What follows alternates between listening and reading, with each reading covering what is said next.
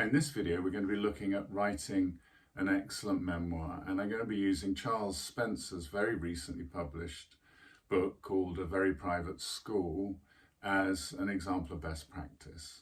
Now, we're going to be looking at trauma at times during this video, and especially the trauma of abuse. So if that's been part of your story, be very kind and good to yourself. I'm going to be looking at 7 things that I've learned from Charles Spencer's book about how to write an excellent memoir. And the first of those things is focus.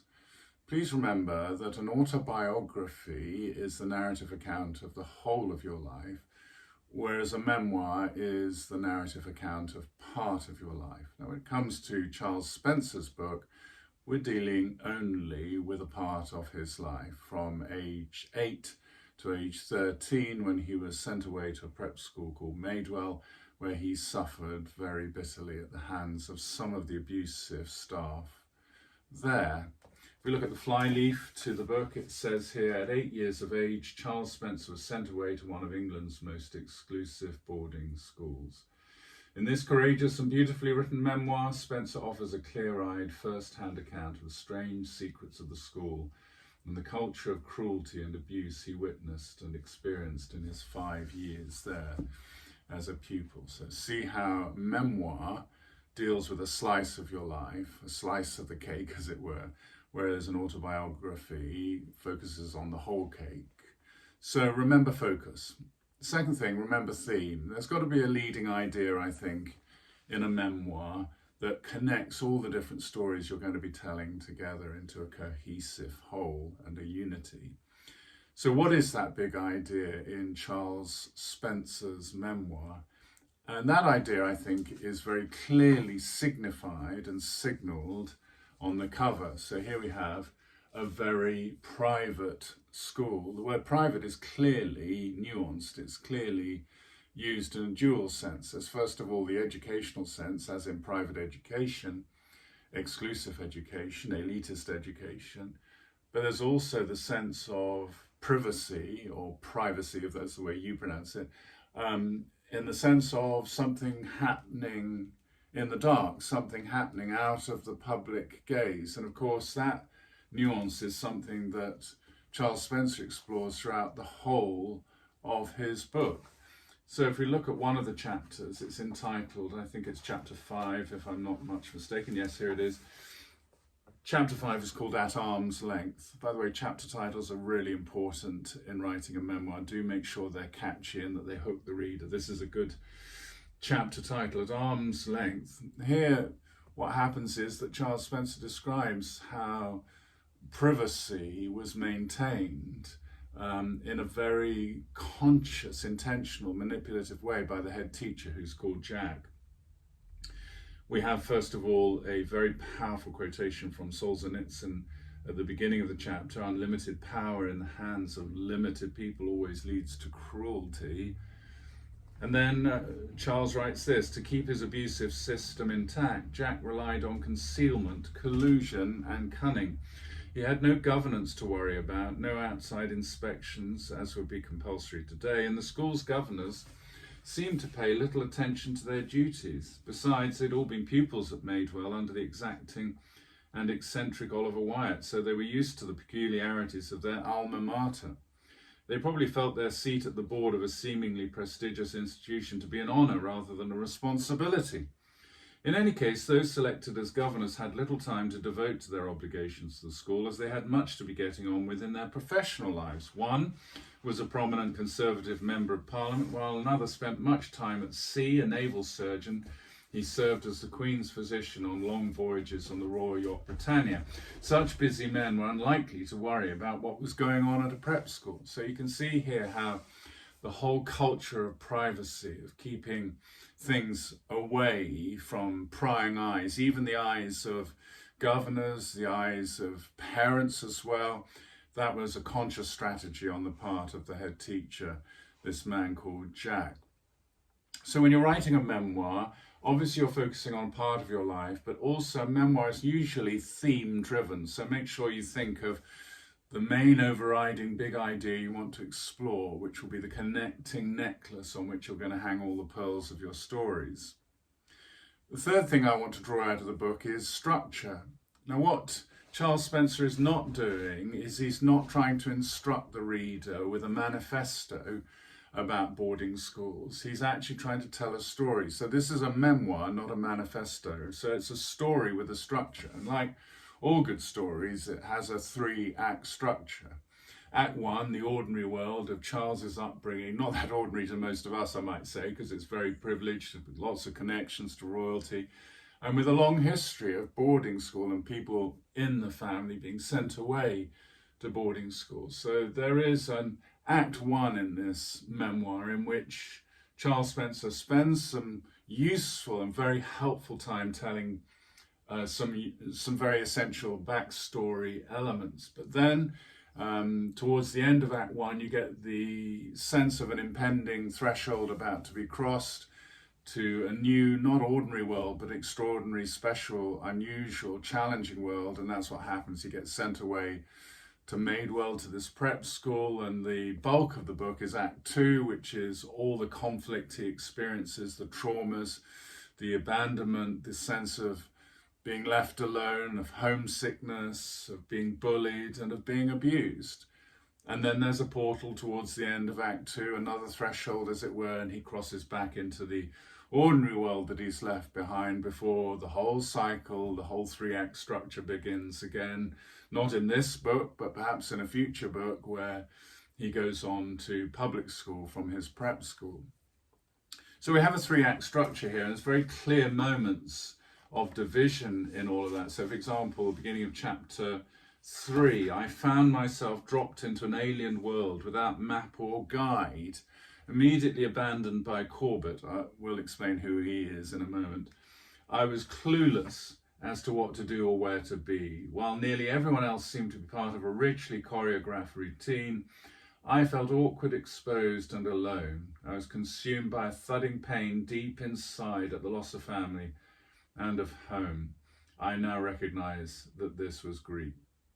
Poet Cecil Day Lewis, a schoolmaster in the 1940s, remembered watching his eldest son Sean enter life and his new boarding school when aged 7, and, like a satellite wrenched from its orbit, go drifting away behind a scatter of boys. Beautifully described, as is pretty well the whole of this book. But here we see a very clear sense of story, of structure, of Act 2 beginning, a new boy in a new strange world. And that's very compelling. So if you're writing a memoir and you want to write an exceptional memoir, remember the 3-act structure and go through those 3 phases.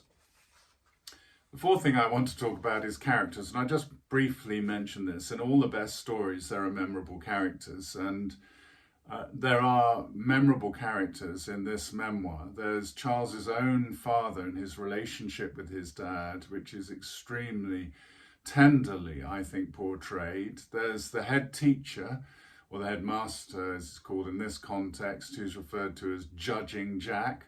There's the senior matron, who's called Granny Ford. And there's the headmaster's henchman, called the Honourable Henry Cornwallis Maude. The assistant matron, who's called Please, and we'll explain why in a few moments. But I think if you're writing a memoir, you need to pinpoint who the main characters are in your story, and you need to make them seem larger than life, as characters in a fictional story would be. And one of the ways in which Charles Spencer does that brilliantly is by giving his characters nicknames. And of course, the most perhaps memorable character of all is the head teacher, who is given the nickname Judging Jack. So let's look at Judging Jack for a moment and the description of him by Charles Spencer. It's a good example of best practice again. It is time to properly introduce John Alexander Hector Porch, who succeeded Oliver Wyatt as Madewell's head in 1963. Mr. Porch was known as Alec to those adults close to him, but the pupils nicknamed him Jack. When Wyatt gave up work, the pupils hoped that Madewell's era of corporal punishment would join him in retirement. For a week, under Jack, there were no beatings, but then things changed. He caught some boys misbehaving in their dormitory and, in what would become his trademark beating ritual, he sat down, flicked up a slipper from his foot, caught it in his right hand, then called forward the mischief makers one by one for their punishment.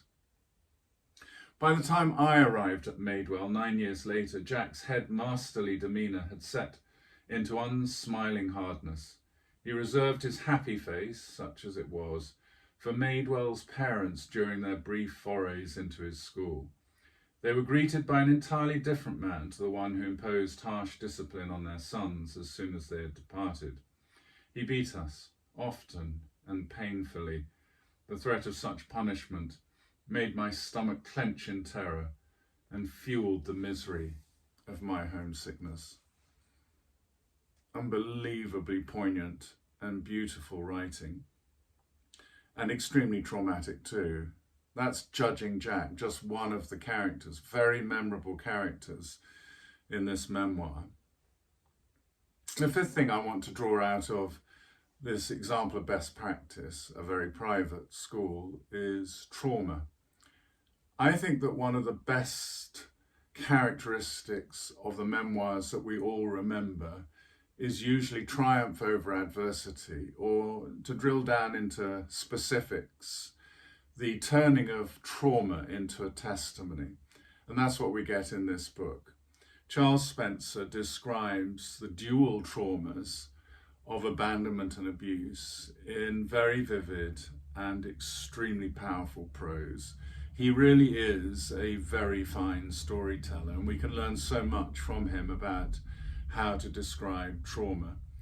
He describes what it was like being wrenched from his happy home in Norfolk and placed in this awful, cruel establishment of Maidwell.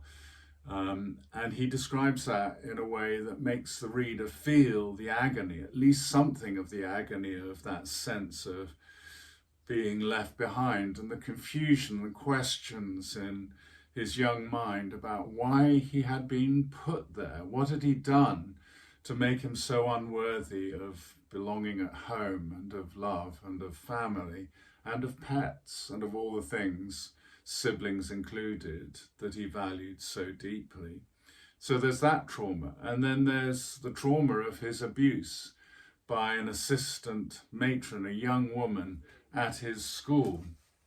He talks about how this young woman came to be appointed in the role of junior matron and used her position to abuse little boys sexually, including Charles Spencer. And Charles Spencer doesn't hold back from describing in detail what actually happened to him. Now, I'm only going to read part of this because I know this might be triggering to some, so please be careful and please be very sensitive and kind to yourself. But here's an extract. Because of my particularly light sleep, I soon established that handing out food after lights out was only the first of two such incursions by Please. Please is the nickname he gives to this abusive junior matron. She'd return an hour later to see if anyone remained awake. Seeing my eyes open on one of her later visits, she sat on the side of my bed. She was smiley, kind and chatty. I found it exciting to have such an easy interchange with a member of staff. She was so different from the others, and she seemed to share my dim view of Jack, of Granny Ford and of the Grimmer Masters, making her own irreverent comical observations about each. She talked about things that mattered to me.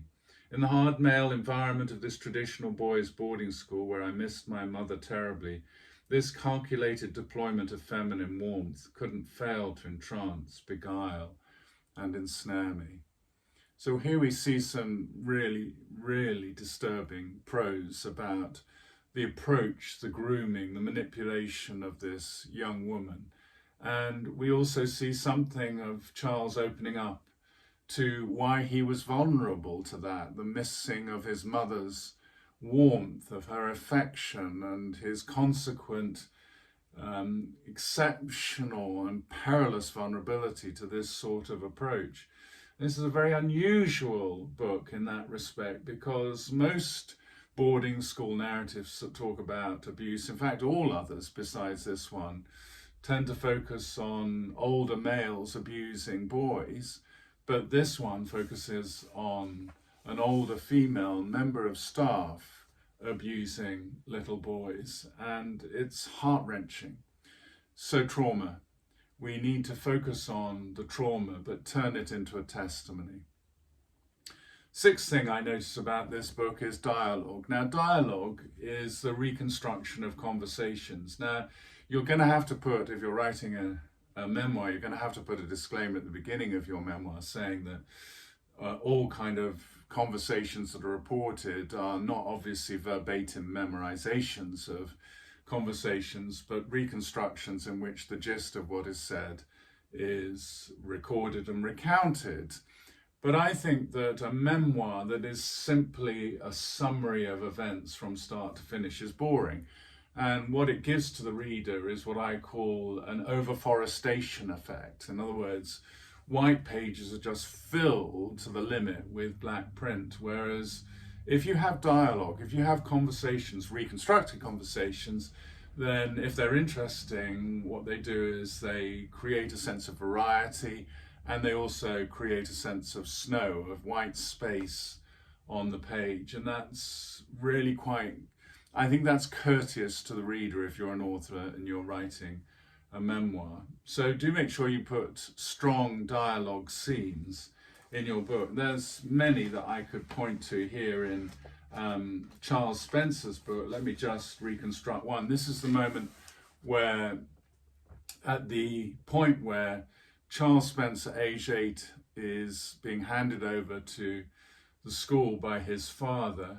The matron, the senior matron called Granny Ford, grabs hold of a boy called Miles Corbett, and he's an older boy who's been at the school a while now, and she enlists and harnesses him as a sort of caretaker of Charles Spencer in these early days. And let's see what happens.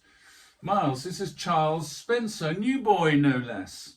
His father here would be ever so grateful if you could keep an eye on his son till he's found his feet. And Charles Spencer, this is Miles Corbett.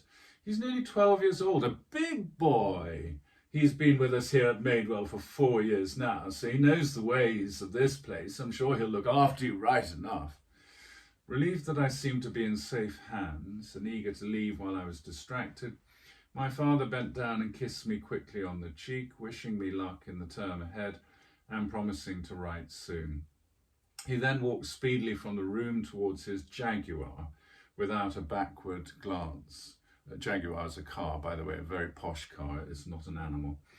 That would have been exciting. I followed Miles Corbett, my new guardian, with a stone in my heart. After a few paces, he looked back over my shoulder, his dead eyes sparking to life as he noted that my father was gone and that Mrs. Ford was immersed in another conversation.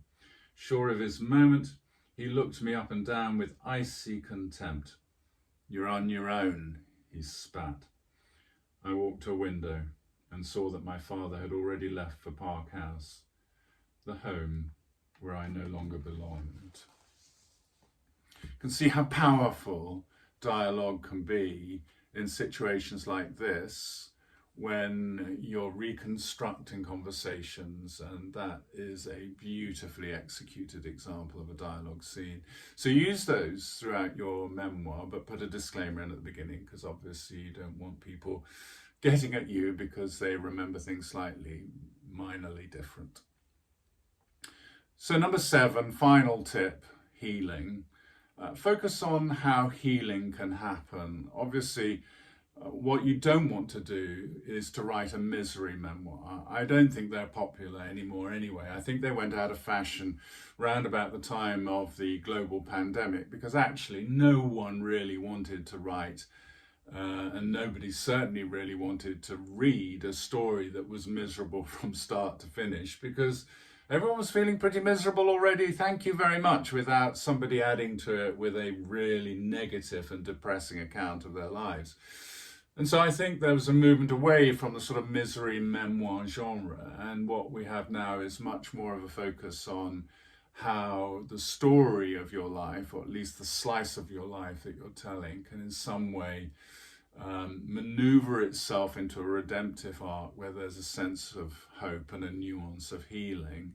What you want to do in terms of the hero's journey, which we'll talk about in another video, it's a very important and useful structural tool for storytelling, is you want to come back from the special world of Act 2 into the ordinary world of Act 3, carrying what's called the elixir of healing. You need to bring something back from all of your experiences that offers that sense of hope, that sense of redemption, that sense of healing, that opportunity and invitation for transformation, which misery memoirs never do, but which this kind of memoir, a very private school, really, really does. And what I think is most powerful is when people turn trauma into testimony, and that's something that Charles Spencer does. If you read the very end of his book, he says, "When looking at the wreckage of my first and second marriages, I learnt early in therapy that being sent away to boarding school at 8 years of age meant that I had next to no understanding of intimacy. It is an almost inevitable consequence of the trauma of which homesickness was the most obvious symptom. Equally, I became highly reactive, so that any slights or threats of abandonment jolted me into fight or flight survival mode. This unwanted legacy has proved hard to shift, even in the face of decades of therapy. It is, of course, easy to look for reasons why things have not worked out, yet very hard to know for sure how far apart catalyst, cause and chance stand, but I'm certain that some things died for me between my 8th and 13th birthdays when in Jack's care. Innocence, trust, joy, all were trampled on and diminished in that outdated, snobbish, vicious little world that English high society constructed, endorsed and then handed over to the care of people who could be very dangerous indeed. It amazes me still that I, always a stubborn child, meekly succumbed to the misery of the bleak path chosen for me. It just didn't occur to me to rebel, to insist that I wouldn't go to that very private school, which encapsulated many of the worst failings of the boarding tradition. My disappointment in myself for this unconditional surrender has only grown as I've aged. This memoir is, I now see, my attempt to right that wrong, some 5 decades on. I've retraced the steps of the boys who walked beside me then and have tried to make sense of the failings of those adults who let us down so terribly. Along the way, I have to say with surprise as well as a relief that I feel I have reclaimed my childhood. What a beautiful note of hope and healing to end this memoir on. If you've enjoyed this video, please hit the subscribe and like buttons, because this really encourages us to do all the very hard work of creating content and of editing these sessions. If also you feel that you have some major wounds in the area of abandonment and abuse, and these relate to boarding school, please do go online and purchase my book, Home at Last, Freedom from Boarding School Pain, in which I tell my story, which is very similar to Charles Spencer's, but I offer a cycle of pain and I offer also a cycle of healing.